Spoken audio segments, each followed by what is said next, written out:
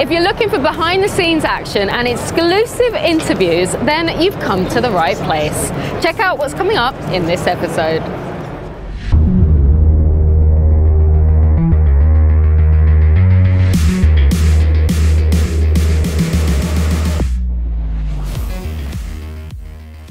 We go behind the bars with motocross rider Tim Gajser. The Red Bull Racing Honda Formula One team drivers showcase their skills at Zandvoort. And our Science of Series features the bike used by the Honda Endurance Racing team. But first, the TT is one of the world's most iconic races, and across 2 weeks the Isle of Man plays host to racers, teams and fans from all over the world.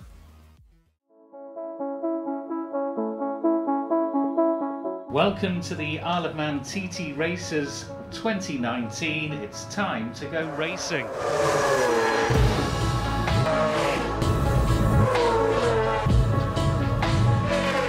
This is the 100th edition of the Isle of Man TT Racers. 37 3/4 miles of tarmac, 200 plus bends. It's the fastest, it's the toughest, it is the ultimate challenge for any road racer on the planet.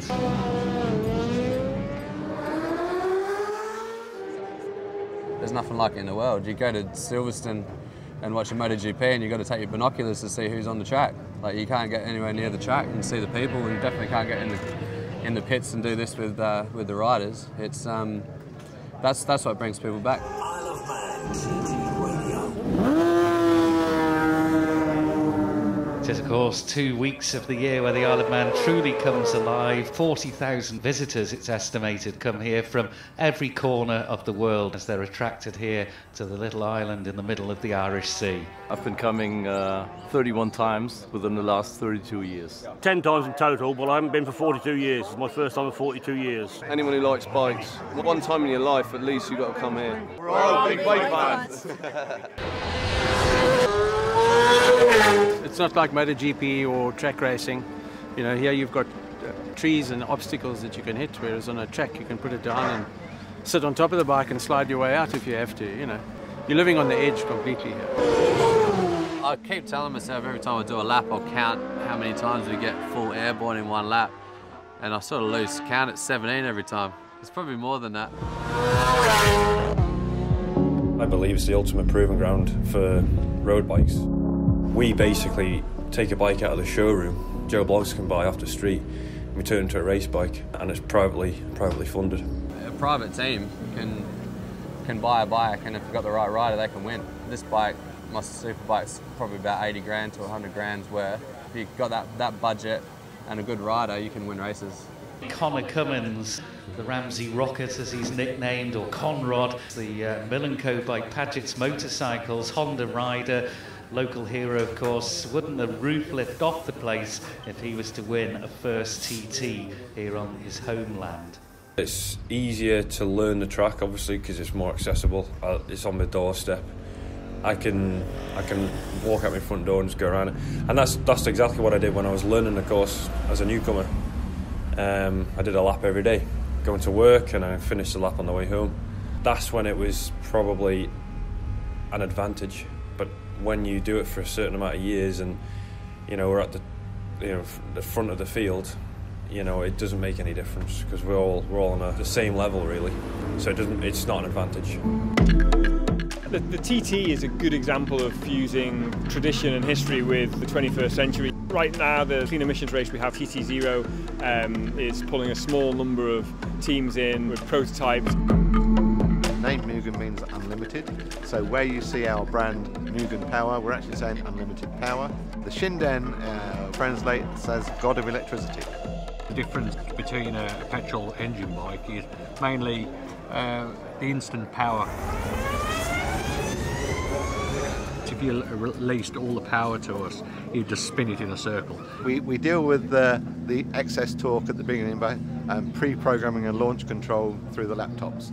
So we give it like a soft start, if you like, a bit better to get it away from the line without flipping over backwards. The start of the TT0 race, it's been happening since 2010. Eventually they're going to be really fast. They are fast already on a short track, and they're doing it over 120 miles an hour now on here. So the only thing is I'd just like to have a bit of noise with them, with those electric bikes. Laugh at this class at your peril, because with the ever-improving technology with electric-powered vehicles, these machines are now extremely quick. As we've seen in the car industry, electrification is coming. It's coming fast. Motorcycle industry is always a little bit behind in that, but it will happen eventually.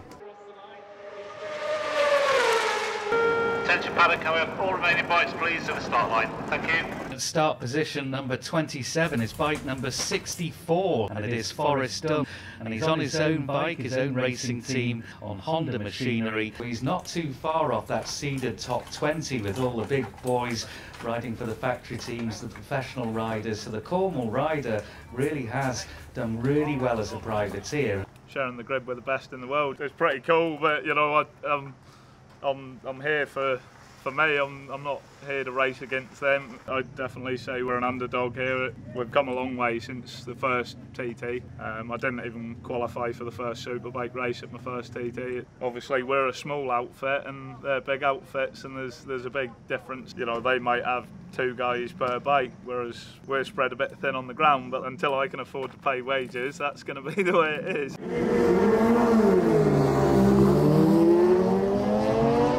Honda's always focused on the TT. It's a big thing for them. We have 6 motorcycles here, 3 per rider for each class. We have 4 mechanics that build and service those motorcycles.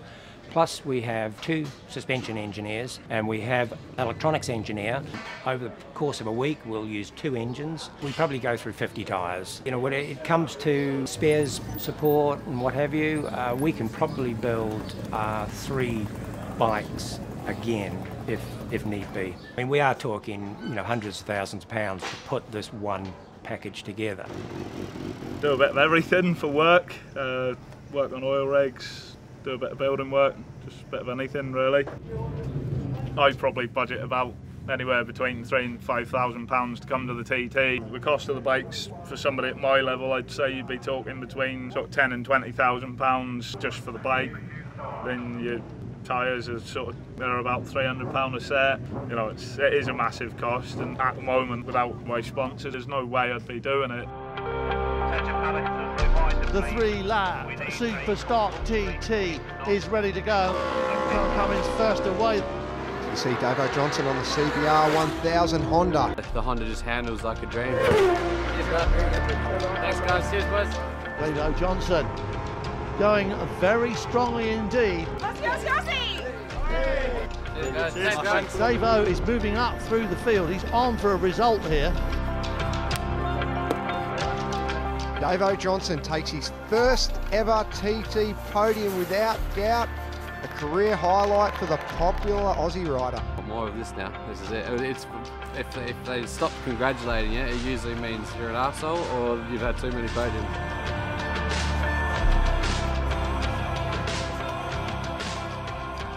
Last lap there was the fastest lap I've done around the island.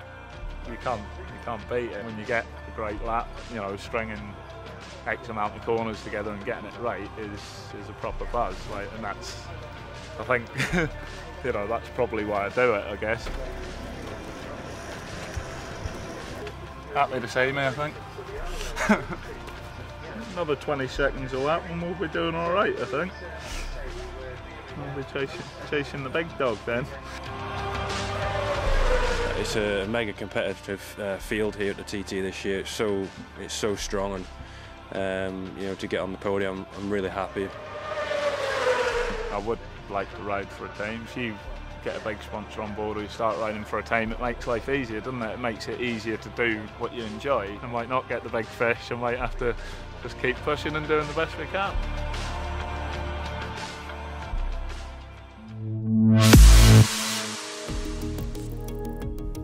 A legend in the world of motocross, we caught up with multiple world champion Tim Gajser to discuss how his career started, the support from Honda, and his success so far.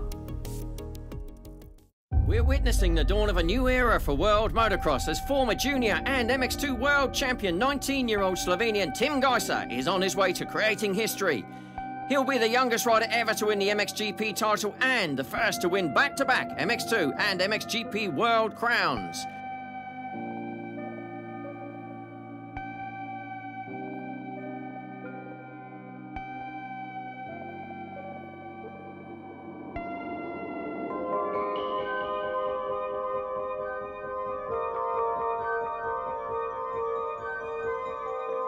To become motocross rider in Slovenia, let's say it was not easy because we are a country where motorsports are not so popular, let's say. We were traveling with my dad, with my family, with the old camper, around the Europe, you know, and I was winning races on 65, 85 on the stock bike. We were like, yeah, let's say poor family, but we had a speed on the track, and I mean that was important. And I'm glad that also the people in motocross industry saw that talent, and especially Honda, when they pick up me, and we kind of grow together to where we are now. I was champion actually in all the categories. Like I won 65, I was European champion, and 85 European champion. 1 to 5 I won European and Junior World Championship. MX2 I won World Championship, MXGP, so yeah, quite many.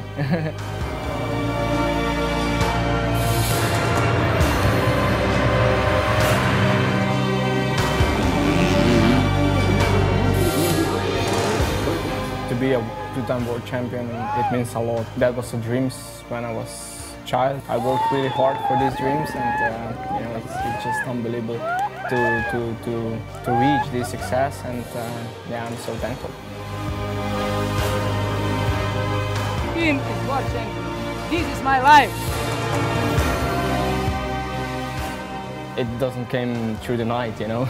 You really have to work hard and everything. You need to push yourself harder every training, every time you're on the bike. You have to if you want, if you want to win.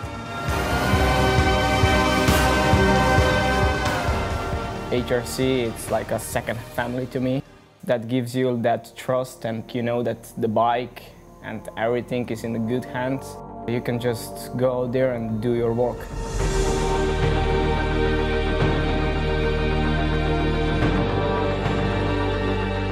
Yeah, I use that number 243 now for past 9 years, 10 years, something like that. It's the birthday of my brother who passed away. It's an honor that I can be that guy who wear that number, because I know, I trust in God. I know that He is always with me. When I win, we both win, so.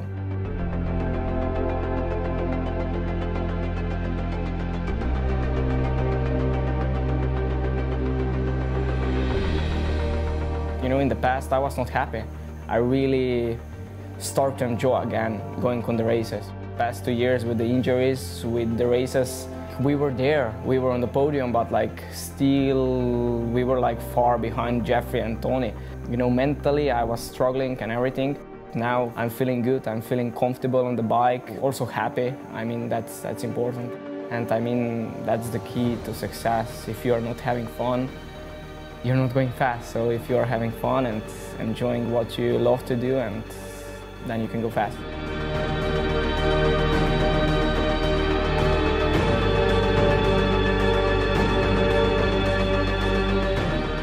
HRC and Honda make a new bike. We test a lot during the winter, and we change many parts, and I feel really comfortable. I'm ready, and I mean, that combination, we can go really fast together. Sometimes it goes up, sometimes down, and when it goes down, I mean, like, the most important thing is to still be motivated, to never give up, to just follow your heart and just give your best every day. You know that, you know, if you are putting hard work in, one day it's gonna pay off, and you just have to believe it.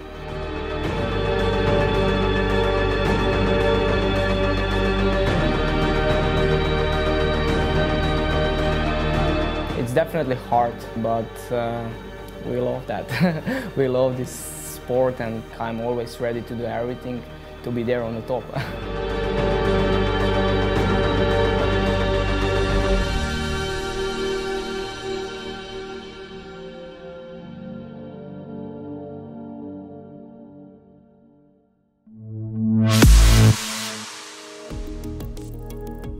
Max Verstappen and Pierre Gasly never seem to be far from a racetrack, even on their weekends off. For the lucky Zandvoort fans, they were there to entertain and put on a show.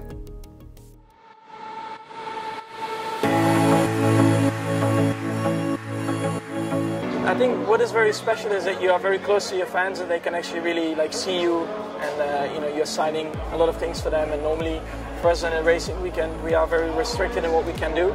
So yeah, this is definitely the best event for that.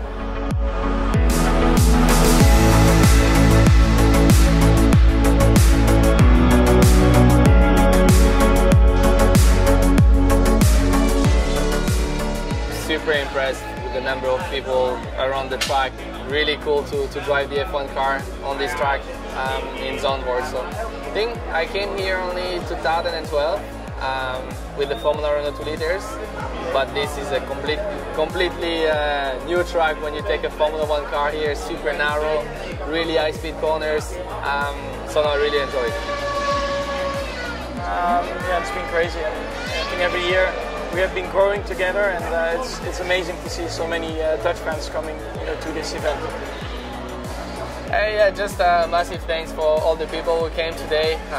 Yeah, for sure it was my first time here, the whole event in Holland with a lot of Max fans, but I was really surprised with yeah, all the support that I got as well. So I think it's cool. I think they seem to enjoy seeing a Formula 1 cars going around Zandvoort, and hopefully we'll see them all next year.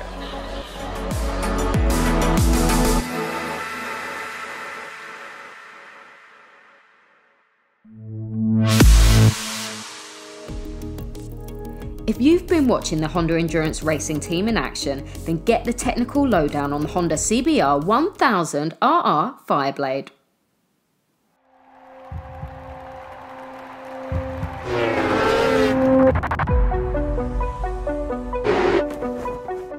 For a 24-hour race, we're doing probably 3,500 to 4,000 kilometres.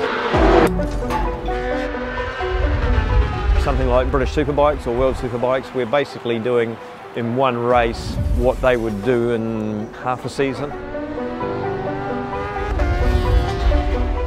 Basically, for an endurance bike, it has to be strong and reliable and last a long time. Try to beef things up, make things stronger without overstressing anything, and then test and try and find a good compromise for power.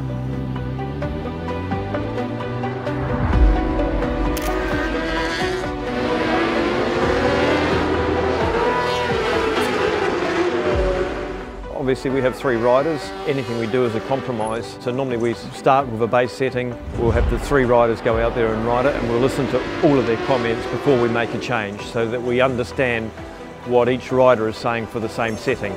We know that for the 24-hour engines and the 8-hour engines, we'll have a different rev limiter. So for the 24-hour engines, obviously the engine has to run a lot longer. So the engine tune is a milder spec, and also we run lower RPM.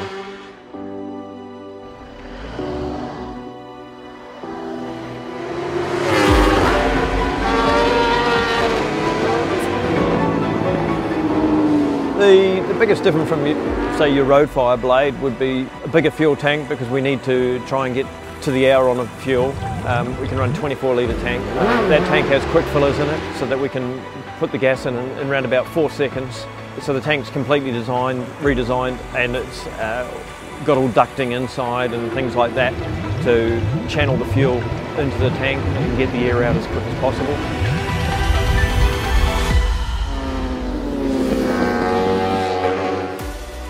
Obviously we need to be able to change the wheels quickly.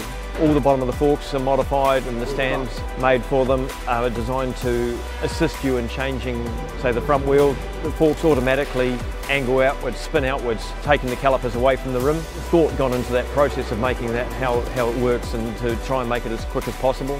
The rear swing arm's a lot wider so that it's easier to change the rear wheel. We changed the axle blocks on the back of the swing arm so that it has captive nuts and the chain adjusters and everything, so it retains as much as possible and makes it easy and quick to change.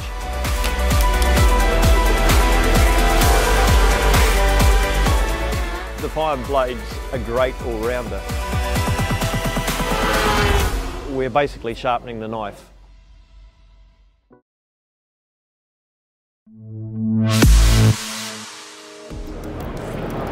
hope you've enjoyed watching, and if you want to see more videos, then head to HondaProRacing.com.